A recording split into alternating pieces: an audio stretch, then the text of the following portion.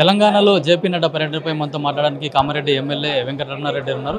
Sir చెప్పండి, మొన్న మోడీ వచ్చారు, తర్వాత రాజ్నాథ్ సింగ్, తర్వాత పార్టీ అధ్యక్షుడు నితిన్ నబీన్, ఈరోజు జేపీ నడ్డా గారు కూడా వరుసగా అంటే 2-3 నెలల కాలంలో 4 ముఖ్య నాయకులు వచ్చారు. ఎందుకంత స్పెషల్గా తెలంగాణ మీద దృష్టి సారించారు? భారతీయ జనతా పార్టీ అధికారంలోకి రావాలని అనుకుంటున్నాము కాబట్టి ప్రజల పక్షాన్ని నిలబడి ప్రజల తరపున పోరాడడానికి సిద్ధంగా ఉన్నాము. కేంద్ర ప్రభుత్వం చేసినటువంటి కార్యక్రమాల కొరకు వస్తున్నారు. మోదీ గారు వచ్చిన ఆ రోజు వర్చువల్గా ఇనాగ్రేషన్ చేశారు. రాజ్నాథ్ గారు వచ్చినా అదే పని చేశారు. అలాగే ఇవాళ కంటోన్మెంట్ ల్యాండ్ తెలంగాణ ప్రభుత్వానికి అప్పైపోయి రోడ్లు వైడనింగ్ చేయడం వల్ల కూడా అయింది. ఎయిమ్స్ కోసము హెల్త్ మినిస్టర్ నడ్డా గారు వచ్చారు. మేము చేసినటువంటి కేంద్ర ప్రభుత్వం రాష్ట్రానికి ఇచ్చిన బహుమతులను ప్రజలకు తెలియజేయాలంటే ఇక్కడున్న రాష్ట్ర ప్రభుత్వం చెప్పట్లేదు కాబట్టి ఇవాళ మేమే ఇక్కడికి వచ్చేసి అవన్నీ చెప్పాలి అనే ఆలోచన మీద కేంద్ర ప్రభుత్వం ఆలోచించింది. అందుకే మంత్రులు వరుసగా వస్తున్నారు. ఇక్కడున్న కార్యకర్తలను ఉత్తేజపరిచి నాయకులను క్రమబద్ధీకరించి ఖచ్చితంగా అధికారాన్ని సొంతం చేసుకోవాలని ఒక ఆలోచన మీద ఉన్నాం. 100% ఈసారి భారతీయ జనతా పార్టీ ప్రభుత్వాన్ని ఏర్పాటు చేస్తుంది. 2.5 సంవత్సరాలు అంటే ఇంక 29 నెలలు ఉంది. 29 నెలల ముందే చెప్తున్నా ఖచ్చితంగా అధికారం భారతీయ జనతా పార్టీ తెలంగాణలో అధికారంలోకి వస్తుంది. అంటే ఇప్పుడు ఎమ్మెల్యేలు కానీ ఎంపీలు కానీ ముఖ్య నాయకుల మధ్యలో కొంచెం సయోధ్య లేదు, సత్సంబంధాలు లేవు. దానికోసమే ఎక్కువగా ఇక్కడ ముఖ్య నాయకులు కేంద్ర నాయకత్వం కూడా దృష్టి సారించారని చెప్పేసి కూడా వార్తలు వస్తూ ఉన్నాయి. ఇక్కడ సయోధ్య ఉందా లేదా అనేది కాదు. నిన్న గెలవని వాడు ఈరోజు గెలవచ్చు, ఈరోజు గెలిచిన వాడు రేపు మాజీ కావచ్చు. అంతేగాని అధికారం శాశ్వతం కాదు. ప్రజల పక్షాన ప్రజల మధ్యన నిలబడి ప్రజల పక్షాన పోరాడిన వాడు, ప్రభుత్వము ప్రజలను ఇబ్బంది పెట్టిన రోజు ప్రభుత్వానికి వ్యతిరేకంగా ప్రజలకు మద్దతుగా పోరాడినోడు నాయకుడైతాడు, ఆ నాయకుడే గెలుపొందుతాడు. ఇక్కడ సఖ్యత సమ్యత అనేది అవసరం లేదు. ఖచ్చితంగా ఆ కాన్స్టిట్యున్సీలో ఆయన గెలవగలిగినప్పుడు, రాష్ట్రంలో అన్ని కాన్స్టిట్యున్సీలు గెలిచినప్పుడు ప్రభుత్వం వచ్చేస్తుంది. సఖ్యత లేదు అనేది అవతల వాళ్ళు చెప్తున్నారు. సఖ్యత ఉన్నది లేదు వారికి ఏం తెలుసు? వారి కుటుంబంలో ఏం సఖ్యత ఉన్నది? మరి వారి గురించి ఏం మాట్లాడట్లేదు కదా. అభద్రతా భావం ఉన్న వాళ్ళే పక్క వాళ్ళ గురించి మాట్లాడతారు. నమ్మకం ఉండి కాన్ఫిడెన్స్ ఉండి విల్ పవర్ ఉన్న వాళ్ళు తన గురించి తాను మాట్లాడతారు. ఇప్పుడు నేను మాట్లాడేది మా గురించి మేము మాట్లాడుతున్నాం. ఖచ్చితంగా భారతీయ జనతా పార్టీ అధికారంలోకి వస్తుంది. అంటే రానున్న జిహెచ్ఎంసీ ఎన్నికల్లో కూడా 3 కార్పొరేషన్లు కూడా కైవసం చేసుకోవాలని చెప్పేసి కూడా ముఖ్య నాయకులు ఎవరు వచ్చినా కూడా అదే చెప్తా ఉన్నారు. ఏ విధంగా ఉండబోతుంది ఇప్పుడు జిహెచ్ఎంసీ ఎన్నికలు? జిహెచ్ఎంసీ ఇప్పుడు రాజకీయ పార్టీ గెలవాలని ఆలోచిస్తుంది. మేము ఓడిపోతాం, మేము గెలవం, మాకు అవసరం లేదని అన్నారు కదా. మేము గెలుస్తామనే మాట్లాడతాం, కానీ మేము గెలుస్తున్నాం అని చెప్తున్నాం. ఇప్పుడు 3 గెలుస్తున్నాం, ఖచ్చితంగా గెలుస్తాం. ఎందుకు గెలుస్తాము అంటే ప్రజల్లో ఆ బాధ్యత ఉన్నది. బీఆర్ఎస్కు 10 సంవత్సరాలు ఇచ్చారు, ఏం చేశారని తెలుసు. ఇప్పుడు ఏమైంది? తర్వాత కాంగ్రెస్కి ఇచ్చారు, ఏమైంది? కాబట్టి డబుల్ ఇంజన్ సర్కార్ కావాలనేది అందరి ఉద్దేశం. అంటే 3 కార్పొరేషన్లు గెలిస్తే ఈజీగా తెలంగాణను కూడా కైవసం చేసుకోవచ్చు అనే ఒక ముఖ్య ఉద్దేశంతో మీరు ఈ విధంగా దృష్టి సారించారా జిహెచ్ఎంసీ పైన? ఇప్పుడు ఒక 35 ఎమ్మెల్యేలు ఉన్న రాష్ట్ర రాజధానిని లెక్కలేస్తే మరి అవతల ఉన్నటువంటి 80 ఎమ్మెల్యేలు వాళ్ళేందే రాజ్యం? ఇక్కడ 35 మంది గెలిస్తే అయిపోతుందా? మరి టీఆర్ఎస్ గెలిచింది కదా, అధికారంలోకి వచ్చిందా? అట్లేం లేదండి. ఆదివాసీలు ఉన్న గూడెం ప్రాంతాల నుంచి మొదలు పెడితే పల్లెటూర్ల నుంచి పట్టుసీమలైనటువంటి పల్లెటూర్ల నుంచి అర్బన్ ఏరియాకి వచ్చేసరికి మున్సిపాలిటీ నుంచి జిహెచ్ఎంసీ దాకా అంతటా గెలవాలనేది ఆలోచనతోనే మేము వ్యూహం చేస్తున్నాం, కష్టపడుతున్నాం, ఆలోచిస్తున్నాం. అందరం కూడా ఎలక్షన్లో ఖచ్చితంగా ముందుండి నడిపించి భారతీయ జనతా పార్టీ గెలుస్తుందని చెప్తున్నాం. తాడిచెర్ల బొగ్గు దాది కూడా సింగరేణికి అప్పచెప్పామని మీరు చెప్తుంటే, గతంలోనే కాంగ్రెస్ హయాంలోనే ఇది శాంక్షన్ అని చెప్పేసి అయింది అని కూడా కాంగ్రెస్ నాయకులు చెప్తున్నారు. మీరు సింగరేణికి మీరు ఉద్ధరించింది ఏం లేదు, మా హయాంలోనే అంతా లాభాల్లోకి వచ్చిందని కూడా వాళ్ళు చెప్తా ఉన్నారు. ఈ ఓవర్ హయాంలో లాభాలకు వచ్చింది వాళ్ళ అధికారంలో లేక 14 సంవత్సరాలు అవుతుంది. 12.5 సంవత్సరాలు లిటరల్ అవుతున్నది. 12 సంవత్సరాల నుంచి అధికారం లేని వ్యక్తి నేను అప్పుడే చేసినా అని అంటున్నారు. సరే, మన్మోహన్ సింగ్ గారు ఉన్నప్పుడే తాడిచెర్లను ఇచ్చిర్రు అని అనుకుంటే, సింగరేణికి ఇచ్చిర్రు అనుకుంటే ఆధారాలతో ప్రూఫ్ చేయొచ్చు కదా.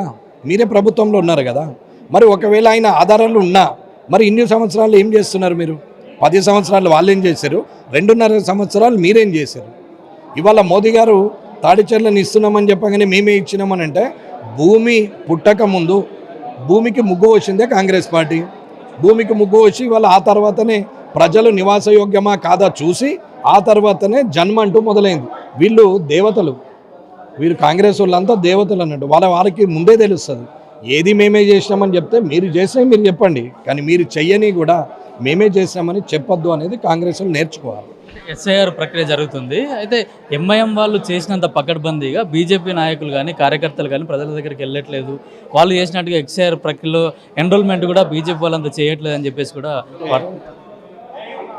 ఎస్ఐఆర్ అనేది అధికారులు ఇవ్వాల్సిందా, రాజకీయ పార్టీలు ఇవ్వాల్సిందా? ఇప్పుడు central election CEC, central election commission అనేది రాజకీయ పార్టీ లేకపోతే అది ఒక వ్యవస్థన, రాజ్యాంగంలోని వ్యవస్థన? అధికారులు చేయాల్సిన పనిని పార్టీలు చేస్తున్నామంటే నవ్వుతారండి ఎక్కడైనా. అంటే అవగాహన కల్పించడంలో ఎంఐఎం వాళ్ళు కూడా పెద్ద పెద్ద ఫంక్షన్ హాల్ ఏర్పాటు చేసి అందరు పిలిపించి వాళ్ళకి ఎన్యూమరేషన్ ఫామ్లు ఎట్లా నింపాలి, ఏం చేయాలి అనేది కూడా, ఓటు పోకుండా ఎట్లా ఉండాలి అనేది కూడా వాళ్ళకి అవగాహన కల్పిస్తున్నారు. ఎక్కడ చేస్తున్నారు? అది అయిపోయింది అంతే కదా. మరి మేమంతా రాష్ట్రమంతా చేస్తున్నాం కదా, ఎవరి వాటిలో వాళ్ళం చేస్తున్నాం. బిఎల్ఓలు ఉన్నారు, వాళ్ళు బూత్ లెవెల్లో వచ్చి చూస్తున్నారు. Double vote, migrate vote, death vote, ఇవే, ఇంతకన్నా ఎక్కువ ఏం లేదు. ఎస్ఐఆర్ అంటే కొత్తగా ఓటు ఎన్యుమరేషన్ చేసుకోవడం, ఇంతకన్నా ఏం లేదే. ఇవాళ బిఎల్ఏ 2లు ఆల్ పార్టీస్ వాళ్ళు ఉన్నారు, వాళ్ళు పనిచేస్తున్నారు. బిఎల్ఓల చేతులనే ఎన్యుమరేషన్ ఉంటుంది. BLO should be responsible. ఇది ప్రోగ్రామ్ సెంట్రల్ ఎలక్షన్ కమిషన్ది. ఎవడు పిచ్చి పిచ్చి చేయడానికి వీల్లేదు. ఏదో రాజకీయ నాయకులు పోయి 4 ఓట్లు ఉంచమంటే బిఎల్ఓ ఉంచితే ఉద్యోగం పోతుంది వాళ్ళది. ఇది తెలుసుకోవాలి అందరూ. ఒక్కొక్క ఇంట్లో 100 ఓట్లు కూడా ఉన్న పరిస్థితి ఉంది. ఒక ఇంట్లో అయితే దాదాపు 100 ఓట్లు ఉన్నాయి. అసలు అక్కడ ఇల్లు కూడా లేదు, ఖాళీ ప్లేస్ మీద కూడా వీళ్ళు ఓటు నమోదు చేశారని కూడా కొన్ని బయటపడతా ఉన్నాయి. తీసేస్తున్నారు కదా. ఎందుకు? ప్రతి మున్సిపాలిటీలో అలాంటి పరిస్థితి ఉంది. ఇంటి మీద 30, 40, 50 ఇట్లా ఉన్నాయి. కామారెడ్డిలో కూడా ఉన్నాయి. తీసేస్తున్నారు కదా. ఒక్కింటి మీద ఎన్ని ఉండాలా? ఇంట్లో ఇల్లు ఉన్నది మొత్తం 100 గజాలల్లో, లేదా డబుల్ బెడ్రూమ్ 2 పోర్షన్లు ఉంటాయి. ఒక పోర్షన్లో 4 అంటే 8 మంది ఉండాలి. 80 ఎట్లుంటాయి? ఉండయి కదా, కళ్ళకు కనిపిస్తుంది కదా. బిఎల్ఓకు ఉద్యోగ భద్రత అవసరం లేదా? రాజకీయ నాయకుడు వాళ్ళు ఉంటాడు, పోతాడు. రేపు ఎవడు గెలుస్తాడో ఎవడు గెలవాడో ఎవరికి తెలియదు. వీడు ఉంటాడా ఉండడో కూడా తెలియదు, వాడు వస్తాడా రాడో కూడా తెలియదు. ఇవ్వలేదో ఈ రోజుకు చూసుకుంటే 60 ఏళ్ళ ఉద్యోగం ఊసిపోతుంది కదా. కాబట్టి వాళ్ళు ఎక్కడా తప్పు చేయరు. వీరు మాట్లాడేది నువ్వు అంటారు, వాళ్ళ పని వాళ్ళు చేసుకుంటూ పోతారు. ఎన్యుమరేషన్లో తీసేయాల్సిన ఓట్లు డెత్ తీసేస్తారు, డబల్ ఓటు తీసేస్తారు, మైగ్రేట్ తీసేస్తారు. అంటే బీజేపీ కావాలని కొన్ని ఓట్లు కూడా తొలగిస్తామని చెప్పేసి ఇటు కాంగ్రెస్ కానీ బీఆర్ఎస్ కానీ ఎంఐఎం కూడా ఆరోపణలు చేస్తూ ఉన్నారు. ప్రతిపక్ష పార్టీ అంటేనే అధికారం ఉన్నోళ్ళ మీద ఉర్రడం. కానీ ఎవరమొరినా అది నిజానికి అతి దగ్గరగా, నిజానికి నిజరూపకంగా కనపడాలా. నిజం లేకుండా ఇష్టం ఉన్నట్టు మాట్లాడితే డిబేట్లలో, సోషల్ మీడియాలలో పబ్లిక్ చూస్తున్నారని అనుకుంటున్నారు మాట్లాడే వాళ్ళు. కానీ ప్రజలు టీవీలను కూడా చూస్తారు. మీ టీఆర్పీలు చూడండి. న్యూస్ ఛానళ్ళకి ఇంతకుముందు ఎంత క్రేజ్ ఉండే, ఇవాళ న్యూస్ ఛానళ్ళ పరిస్థితి ఏందో ఒకసారి చూడండి. ఎప్పుడు కూడా అబద్ధాలు నిజం కావు. నిజమైన నాయకుడు ప్రజల్లో ఉంటాడు, నిజాలు మాట్లాడతాడు. అబద్ధాల మీద ఇల్లు కట్టేటోడు ఎన్నడో నాడు కూలిపోతాడు. ఒక్కసారి అధికారంలోకి వచ్చినంత మాత్రం పర్మనెంట్ కాదు. ప్రజలు అన్నీ చూస్తారు.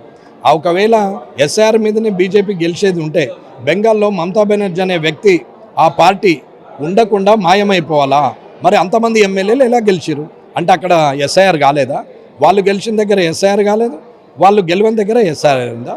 ఏం మాట్లాడతారండి? ప్రజలు పిచ్చోళ్ళు కాదు కదా. అయితే గత 2-3 నెలలుగా చూసుకున్నట్టయితే దాదాపు 4 ముఖ్య నేతలు కూడా రాష్ట్రానికి రావడం జరిగింది. రాష్ట్రం పైన కూడా ఒక ప్రత్యేక దృష్టి కూడా సారించారు. ఎట్లయినా సరే రానున్న జిహెచ్ఎంసీ 3 కార్పొరేషన్లతో పాటు కూడా రాష్ట్రంలో కూడా అధికారం లక్ష్యంగానే ముఖ్య నాయకులందరూ కూడా ఇక్కడికి పర్యటన చేస్తున్నారు. నాయకులకు కూడా దిశానిర్దేశం చేస్తున్నారని చెప్తున్నారు. అట్లాగే సర్ ప్రక్రియలో కూడా దొంగ ఓట్లు, డబుల్ ఓట్లు మాత్రమే తొలగించబడతాయి. అవి బీజేపీకి సర్కి ఎట్లాంటి సంబంధం లేదు, అక్కడ ఉన్న బిఎల్ఓలు అవన్నీ చూసుకుంటారని చెప్పేసి కూడా కాటపల్లి వెంకటరమణ రెడ్డి చెప్తున్నారు. అవాస్తవాలు మాట్లాడడం మానేసి వాస్తవంగా క్షేత్రస్థాయిలో ఉన్న పరిస్థితులు ఏందో కూడా ప్రతిపక్షాలు కూడా తెలుసుకోవాలని కూడా ఇప్పుడు కాంగ్రెస్ పార్టీ కానీ అట్లా బీఆర్ఎస్ కానీ ఎంఐఎం కానీ ఒక హెచ్చరికనైతే జారీ చేస్తూ ఉన్నారు. కెమెరామెన్ శ్రీకాంత్తో కిరణ్ కుమార్, పల్లవి టీవీ, హైదరాబాద్.